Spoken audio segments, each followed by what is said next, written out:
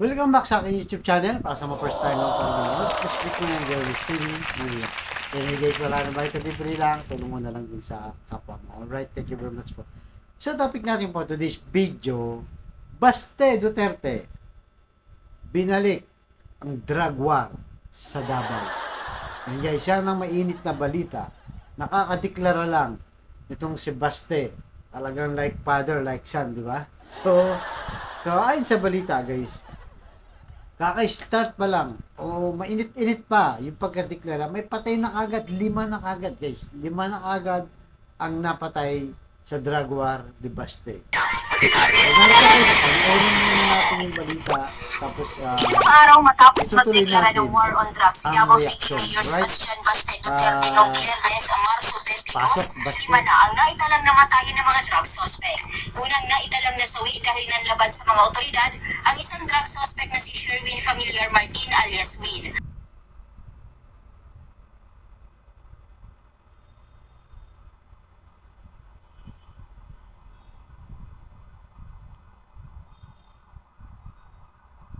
So yun guys, napanood nyo, di ba?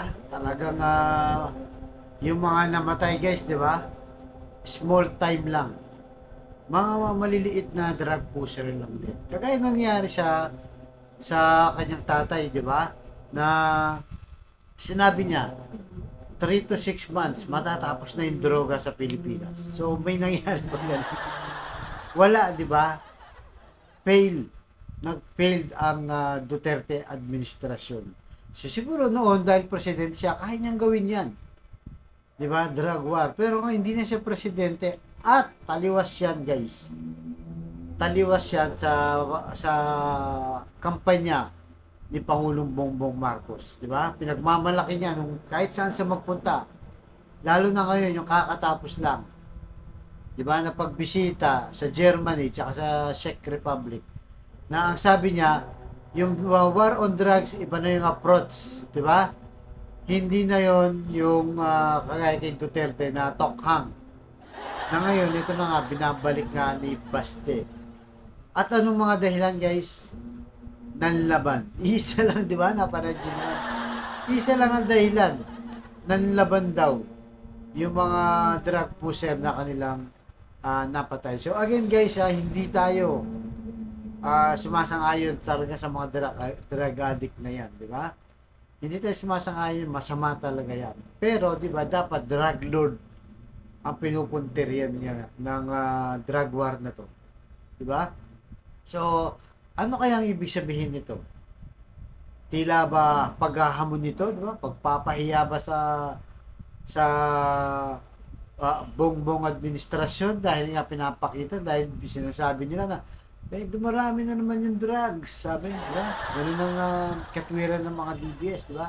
Mahina ang Pangulo, di ba? Malamya pagdating sa drug war, di ba?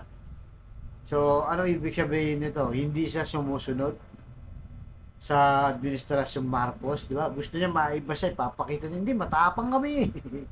Matapang kami mga Duterte dito. Akala ko ba, di ba? Akala ko ba wala nang drugs diyan sa Davao, di ba? Mula nung kay tatay niya, kay Sara Duterte, hanggang ngayon bakit meron pang drugs diyan? Akala ko ba naubos na nila yan? Di ba? So siguro ang dito, itong si DILG Secretary Benor Abalos, na dapat siguro bigyan ng show cause order to. Bakit parang taliwas to? Bakit hindi siya sumusunod at parang hiwalay na ba yung Davao? Diba? Meron naman talaga sariling kingdom yan. At hindi na sumusunod sa administrasyon ni Marcos. Diba? Hindi ba dapat ano yan? Magsisimula sa taas ang utos? Wala namang ganyang utos na war on drugs na ituloy yung drug war. Pero bakit si Baste ay ganito? Siguro dapat sitayin yan ng gobyerno, di ba?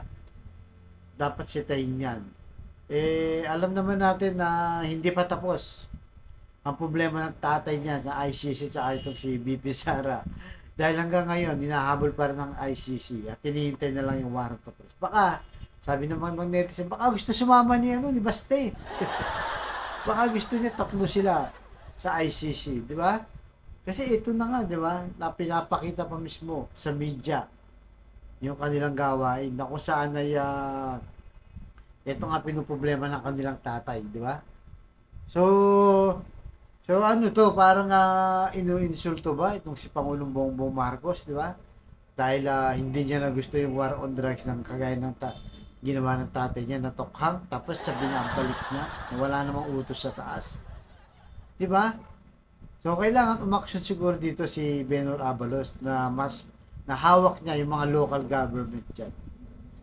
Di ba? So, sana, di ba, tignan nila yan.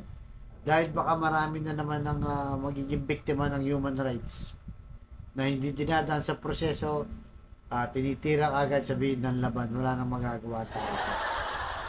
Kaya dapat busisiin ito ng administrasyon ni Pangulong Bongbong Marcos dahil makakasira to sa kanyang image, di ba, sa pagmamalaki niya sa ibang bansa na iba na yung drug war ng Pilipinas, nagpaparehab na, dumadaan na sa due process, hindi kagaya nitong drug war na talaga tinutumba.